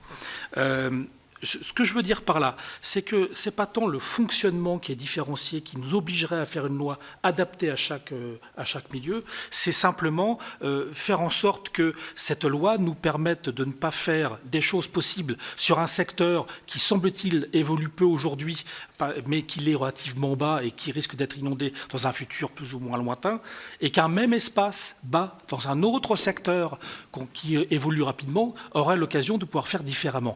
Je pense que ça, cette hétérogénéité de traitement à l'échelle nationale ne me semble pas réelle. Quant à donner, en tout cas efficace, au regard d'aujourd'hui de ce qu'on a à faire, c'est-à-dire à gérer l'existant, c'est-à-dire que la difficulté dans laquelle on se trouve aujourd'hui, c'est parce qu'on a fait n'importe quoi sur un certain nombre de milieux, notamment le littoral, on s'est approprié de façon parfois totalement inconsidérée cette bande côtière parce qu'on voulait avoir vue sur mer ou les maisons les pieds dans l'eau.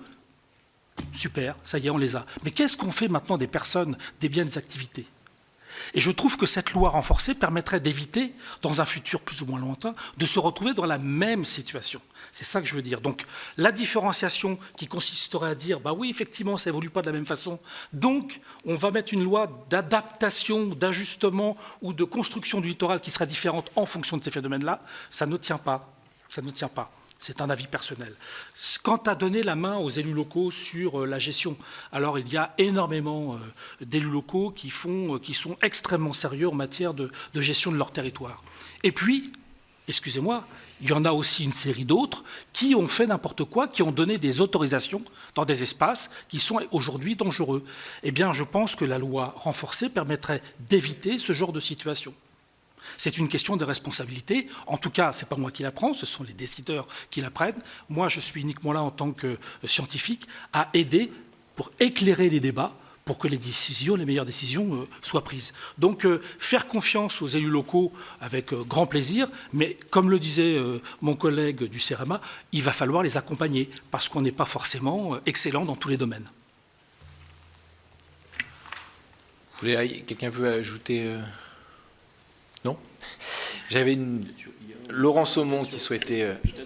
Peut-être répondre à la question sur l'intelligence artificielle. Du coup, voilà, merci de me donner l'occasion d'en parler. C'est vrai que les perspectives d'utilisation de l'intelligence artificielle, aussi bien dans le domaine de la météo que du climat d'ailleurs, sont considérables. Voilà, avec la perspective finalement même de révolutionner totalement la façon dont on fait nos prévisions ou nos projections qui sont aujourd'hui basées sur des modèles physiques qui décrivent l'atmosphère. Voilà, on a 4,5 millions de lignes de code dans un modèle. D'ici quelques années, la perspective, c'est de le remplacer potentiellement par des outils à base d'intelligence artificielle. D'ores et déjà, on fait ce qu'on appelle de l'hybridation, donc on mélange le meilleur des deux mondes, et notamment pour être capable de mieux fournir des informations à l'échelle des territoires, donc faire ce qu'on appelle de la descente d'échelle. Voilà, on est vraiment convaincu que, en particulier sur ces sujets d'adaptation au changement climatique, voilà, il faut fournir les données d'aide à la décision, c'est fournir des données plus précises par rapport au territoire. C'est aussi mieux prendre en compte la question des impacts. Traditionnellement, Météo France est plutôt positionné sur la question de l'évolution des aléas. De plus en plus, on va vers la question des impacts et en particulier, le plan national d'adaptation au changement climatique nous a confié l'élaboration d'un portail national des impacts, donc qui vise à regrouper en un seul lieu, évidemment gratuit et accessible à tous à l'échelle territoriale, non seulement les données sur l'évolution des aléas, mais aussi des données de vulnérabilité et d'exposition qui permettent vraiment d'avoir une vision sur les impacts et en regroupant l'ensemble des données qui sont produites par tous les opérateurs de l'État. Voilà, pour simplifier cette utilisation des données et permettre de donner notamment aux élus la meilleure visibilité possible sur ce qui risque de se passer à l'échelle de leur territoire. Ouais, je vous laisse, ouais, allez-y. Oui, pour poursuivre sur l'IA, effectivement, l'indicateur national d'évolution du trait de côte, typiquement, qui a été produit à partir de 2017, il a été fait à la main. Mais aujourd'hui, on est en train de le coder pour le faire avec de l'intelligence artificielle, pour être en capacité de le mettre à jour, finalement, au fil de l'eau, sans avoir 2-3 collaborateurs qui passent un an à faire ça. Donc c'est un enjeu, effectivement, pour faire les choses plus vite. Moi, ce sur quoi je voudrais vous alerter, c'est quand même le risque qui est que pour faire ce travail, que ce soit des humains ou que ce soit de l'IA, on a besoin de données en fait. Et ce que je disais tout à l'heure sur les collectivités d'outre-mer par rapport à la connaissance du recul du trait de côte, le levier c'est la donnée en fait. Alors il y a la question de méthode qui va nous permettre de faire plus vite, mais la question de la donnée elle reste fondamentale et pour pouvoir avancer en termes de connaissances et en termes de construction de stratégie, on a besoin de données. On a besoin de photos aériennes, on a besoin d'images satellites. Le CEREMA opère par exemple le réseau national de la houle côtière avec des partenaires comme Météo France ou EDF. On a besoin de ces données physiques, ces données du monde réel pour être en capacité de vous aider à décider. Moi j'insiste vraiment là-dessus parce qu'il y a un peu un mirage qu'avec l'IA on va tout faire. On ne fera pas tout si on n'a pas les bonnes connaissances du réel et du physique. Donc moi j'insiste, c'est vrai que ça peut paraître un peu old school, mais on a besoin de ces connaissances. Avec un certain nombre d'opérateurs, on y travaille, c'est primordial. Sinon l'IA vous donnera n'importe quoi parce qu'on l'a alimenté avec soit des données qui sont mauvaises, soit des données qui sont trop anciennes. Typiquement, sur le littoral. Le deuxième sujet en termes d'innovation, moi je voulais évoquer le sujet du jumeau numérique aussi, parce que c'est un mot qui est parfois utilisé un peu avec différents sens. On travaille, Météo France, d'autres opérateurs, sur ces questions de jumeaux numériques pour à la fois combiner des données qu'on n'a pas l'habitude de combiner. Et typiquement, ce qu'on a fait pour évaluer le coût de l'inaction sur le littoral, c'est en combinant des données qui n'ont rien à voir et qui ne sont pas habituellement croisées. Et ça, c'est extrêmement précieux parce que ça crée une nouvelle connaissance. Et je dirais la force de ces outils, c'est aussi d'être en capacité de faire des prédictions, de faire des trajectoires et donc d'alimenter des réflexions prospectives. Bon, pas forcément le développer ici, mais je voulais signaler ce point-là. Et puis par rapport à votre question sur le financement, sans vouloir complètement l'éviter, mais la question à la base, c'est le projet en fait. C'est le projet, un financement pour faire quoi et pour répondre à quels besoins du territoire. Et donc finalement, ça ramène à ce que je disais tout à l'heure, sur quoi on croit beaucoup, c'est de trouver des trajectoires qui sont adaptées pour ces territoires et donc ensuite être en capacité d'évaluer le besoin de financement et la nature de ces financements. Mais nous, on est convaincus. On a travaillé par exemple, je crois que je l'ai cité tout à l'heure, sur la mise en œuvre de la GEMAPI. On a aussi travaillé avec l'ANEL sur la gestion intégrée du littoral, qu'on a besoin de construire un diagnostic, une stratégie, et ensuite de matcher ça avec des dimensions financières et juridiques. Merci. Alors, très court du coup, parce qu'après on a encore une petite série de questions et qu'on va être short dans le temps. Alors c'était simplement pour rebondir sur la question des moyens financiers, parce que ce qui ressort des travaux qu'on mène notamment dans les Pyrénées aujourd'hui sur la question de l'adaptation et de la décarbonation, c'est un manque de moyens humains, en fait, de professionnels, de territoires qui sont confrontés à des problématiques au jour le jour et qui ont du mal à trouver les moyens de prendre en compte des enjeux de long terme et donc qui n'ont pas en fait les capacités humaines à gérer ces questions-là, quoi. Voilà, simplement, sur cette question, c'est quelque chose qui ressort assez fortement. Laurent Somon, et puis ensuite on va... Oui, merci Monsieur le Président. Donc Laurent Somon, sénateur de la Somme, donc, qui connaît parfaitement, je dirais, les phénomènes d'érosion du littoral avec la baie de Somme, un département qui, lui, n'a pas fait n'importe quoi, justement, en matière de construction.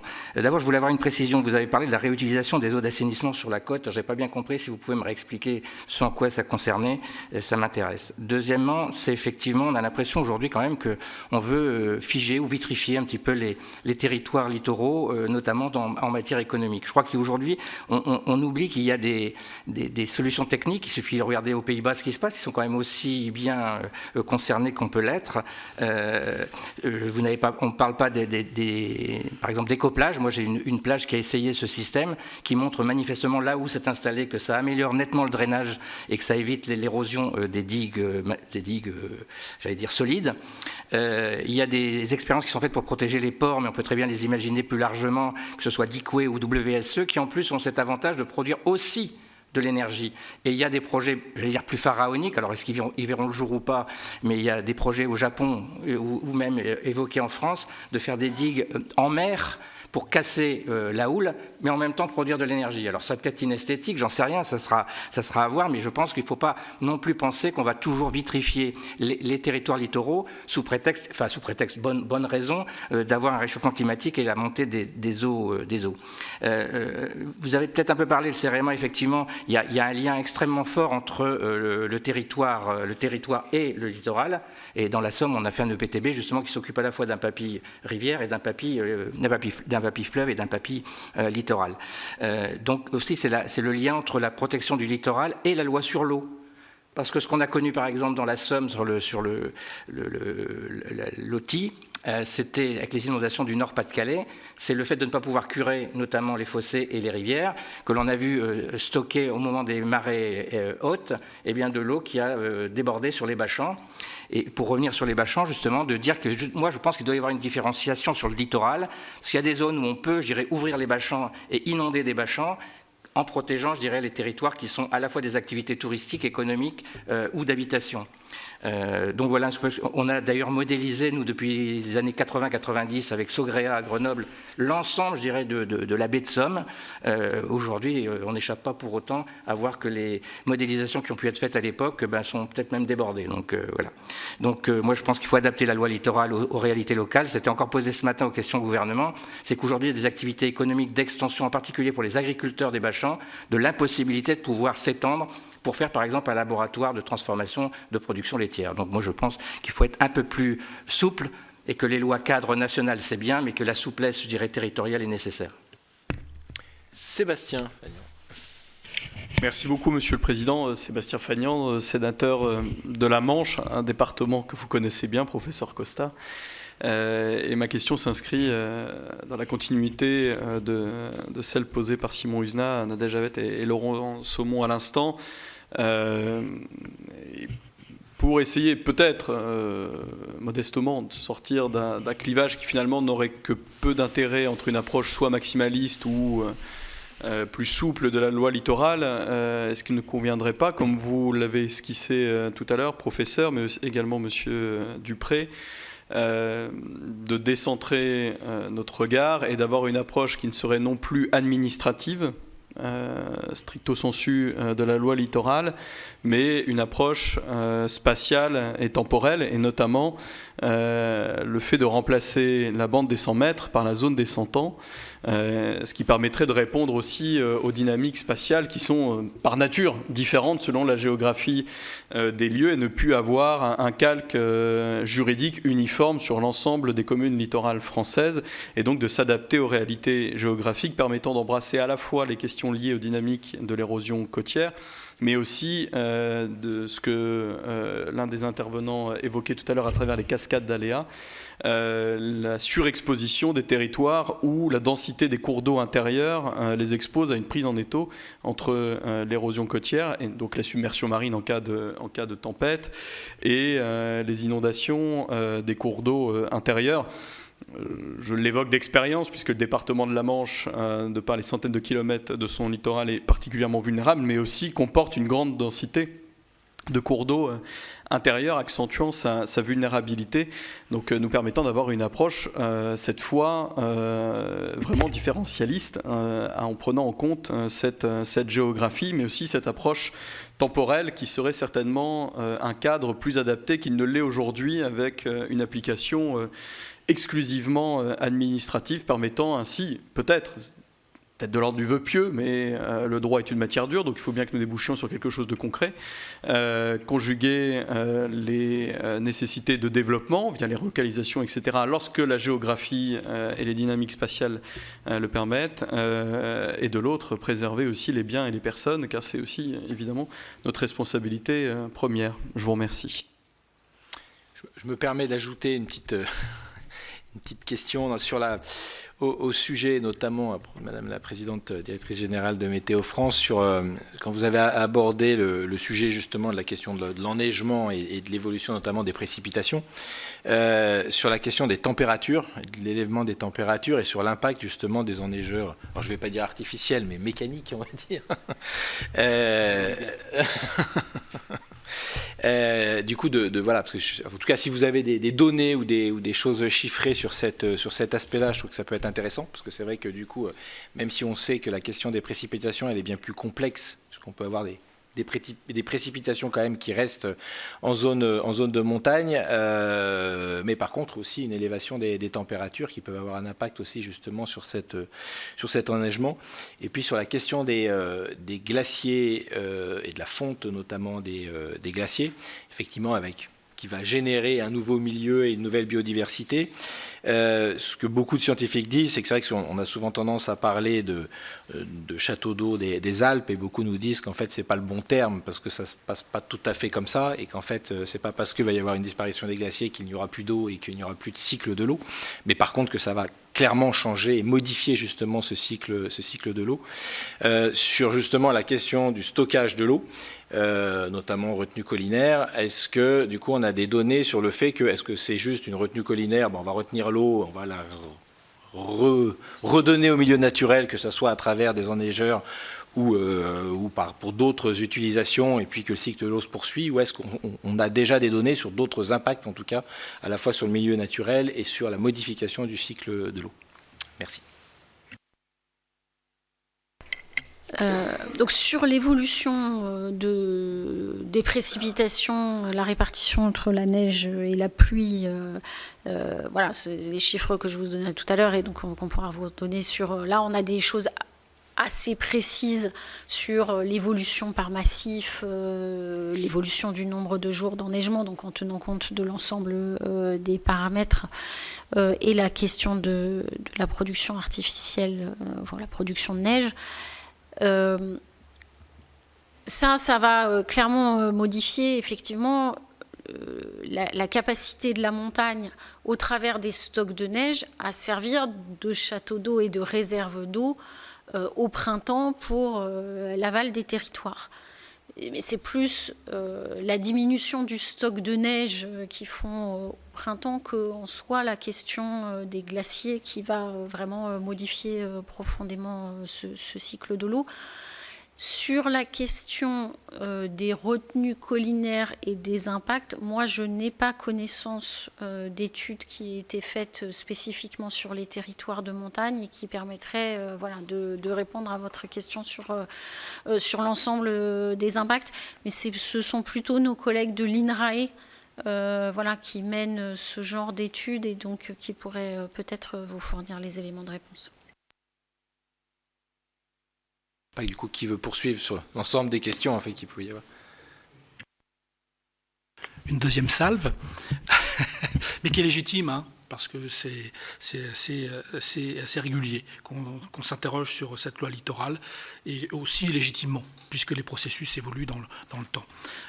S'agissant de ce que vous évoquez, moi je souscris totalement à ce que vous venez de dire sur cette capacité que l'on pourrait avoir à avoir une adaptation pas forcément de la loi, mais de notre regard sur la loi, c'est-à-dire mettre un peu d'intelligence dans l'application des lois. Et comme je l'évoquais tout à l'heure, réfléchir à 100 ans me paraît beaucoup plus pertinent qu'à 100 mètres, c'est ce que j'évoquais. Et donc là, j'y souscris totalement. D'ailleurs, il y a déjà des cas. Le camping de Gouville qui a été déplacé, il est dans la zone des 100 mètres. Donc il fait partie de ces exemples où on est passé au-dessus de la loi littorale, peut-être à juste titre, mais il faut que l'on s'assure que ce camping soit hors des processus physiques. J'en suis pas totalement convaincu. Et se pose alors, à un moment ou à un autre, la responsabilité de ceux qui ont dit « Ok, on fait ça ». Mais je souscris totalement à cette nécessité d'avoir de l'intelligence dans l'application d'une loi, c'est absolument évident. Il ne faut pas être dogmatique, c'est-à-dire imaginer qu'on est passé de 70 ans, 100 ans d'ingénierie qui était totalement salvatrice. Les expériences montrent à l'échelle internationale que dès qu'on a mis des ouvrages résistants dans un milieu qui est mobile, ça ne se passe pas bien sur le lieu même, voire chez le voisin. Donc c'est systématique. Systématique. On peut imaginer des ouvrages de défense contre la mer là où il y a de très forts enjeux. Pourquoi pas, bien évidemment. Mais ces ouvrages doivent être accompagnés d'un discours et d'un engagement clair. On met des ouvrages de défense contre la mer, certes, mais pour se donner du temps. Du temps pour organiser le repli. Parce que là encore, la nature ne nous laissera pas le choix. Donc, je ne veux pas dire qu'on est là à rester toujours avec soit cette dimension ingénierie, soit que environnementale. Mais c'est un petit peu ce qu'a vécu les Bachans de Cailleux, avec une volonté de mettre en place des ouvrages pour se protéger, qui à l'époque était totalement légitime, avec une ingénierie qui proposait notamment des ouvrages transversaux, des épis, qui permettaient de contenir la dérive littorale pour essayer de constituer un cordon de galets le plus épais possible pour se protéger. Sauf que, et vous le vivez au quotidien, un épi en appelle un deuxième, puis un troisième, parce que ça crée une érosion immédiatement derrière l'épi. Aujourd'hui, on en est à combien d'épis? Entre Aultenival et Cailleux, on en est à 124 épis, à 800 000 € la bête. Et en fait, on a repoussé progressivement l'érosion jusqu'à Cailleux, qui jusqu'aux années 90 ne connaissait pas ce type de phénomène. Alors maintenant qu'on a dit ça, il ne s'agit pas de jeter le discrédit sur les élus, c'était une solution pour préserver l'existant. C'est une évidence. Qui accepterait d'arrêter ces rechargements et la mise en place des épis et qui entraînerait l'inondation de l'ensemble des bachans et des enjeux qui sont derrière? Je ne connais personne qui le ferait, et même si j'étais élu, je ne le ferais pas. Ça ne veut pas dire qu'il ne faut pas essayer de réfléchir à ce qui serait nécessaire de faire. Il ne s'agit pas de faire, mais d'être prêt. Parce que les brèches dans la digue des Bachans, il y en a eu de multiples, dont la dernière majeure était en février 1990, qui a inondé 30 000 hectares. Donc voilà, il ne s'agit pas forcément de faire, mais d'être prêt si la situation dégénère. Donc oui, on peut imaginer, on peut regarder cette différenciation des fonctionnements, on peut regarder une loi littorale qui, à mon avis, doit être renforcée parce que retirons les enjeux de ces espaces, profitons-en de cette loi pour retirer les enjeux, qui sont généralement des enjeux privés et qui demanderont du denier public au moment où ça va dégénérer. Et le denier public, me semble-t-il, est assez rare. Merci. S'il y a peut-être très court, parce que là, il faut vraiment qu'on arrête, parce que du coup, on a une autre table ronde qui se... Ouais, très court, je répondrai à monsieur en privé sur la réhute à ce moment-là. Non, juste sur la question... alors, nous, on pense effectivement qu'il faut trouver un bon équilibre, finalement, entre les questions de préservation de l'environnement, qui est aussi un facteur d'attractivité. Il faut se le dire, notamment dans notre économie littorale, par exemple, qui est touristique, ou l'économie de montagne qui l'est aussi. Il y a un sujet d'attractivité, une recherche qualitative d'environnement où venir passer ses vacances, où venir passer sa retraite, et un équilibre avec le développement économique, évidemment, pour un certain nombre d'activités qui sont captives, en fait. L'activité, la plaisance, le nautisme, les activités conchilicoles, etc., qui sont captives. Donc, nous, on est confiant qu'on est en capacité de trouver un équilibre entre le développement économique et la préservation. Et justement, monsieur, en mobilisant les différentes solutions. Et on n'a pas une solution qu'on doit plaquer partout. On est absolument convaincu qu'il faut trouver des solutions, des plus dures, parce qu'il y a un endroit où on n'aura pas le choix. Quand on a des très grands équipements industriels qu'on ne pourra pas déplacer, il faudra qu'on utilise des solutions historiques en dur. Et peut-être qu'elles devront être décarbonées, peut-être qu'elles devront apporter quelque chose à la biodiversité. On a testé, je cherche le monsieur de la Manche, mais on a testé des solutions à Cherbourg, par exemple, voilà, avec le bureau d'études Artélia, pour qu'on ait des solutions qui ne soient pas du béton mort, entre guillemets, qui apportent des espaces pour la biodiversité. Et juste à l'autre extrémité, avant la renonciation, il y a aussi d'utiliser des solutions naturelles. On travaille avec le Conservatoire du littoral, par exemple, pour aider à concevoir des solutions fondées sur la nature, qui n'est pas juste laisser faire la nature, mais aussi concevoir son action, l'entretenir. Et nous, on est convaincus que quand on objectivera à la fois la capacité technique de ces solutions, la capacité à ce qu'elles soient acceptées, parce qu'il y a aussi des endroits où on ne veut pas avoir un mur en béton devant chez soi. C'est aussi une réalité, elles ne sont pas toujours acceptées, et qu'on aura évalué notre capacité à la fois à les construire, mais aussi à les maintenir, les entretenir dans la durée. Tout le débat, je citais le mot GEMAPI, on n'est pas revenu, mais c'est aussi un sujet aussi aujourd'hui pour les collectivités d'être en capacité d'entretenir, d'adapter des solutions de génie civil et qu'on n'y arrive pas, on ne réussit pas à boucler. Il y a aussi finalement cet équilibre qui va orienter vers les différentes solutions des plus dures aux plus souples sur les littoraux. Mais nous, on est convaincus qu'il y a une question de temporalité, ça a été dit par Stéphane, il y a du court terme, il y a du moyen terme, et donc il faut avoir une trajectoire, il faut savoir où on veut aller, plutôt que de plaquer à court terme une solution dont on devra supporter les coûts et les éventuels effets négatifs. Un grand merci en tout cas pour vos multiples interventions. On est obligé un peu de couper parce que c'est vrai qu'on pourrait continuer. En tout cas, on voit qu'on a encore pas mal de travail pour imaginer à la fois le littoral et la montagne de demain, pour reprendre vos mots. Mais en tout cas, merci pour vos contributions. Et si vous avez d'ailleurs on a déjà eu des documents, mais si vous avez des éléments complémentaires par écrit, évidemment, on est preneur. Merci. Merci beaucoup.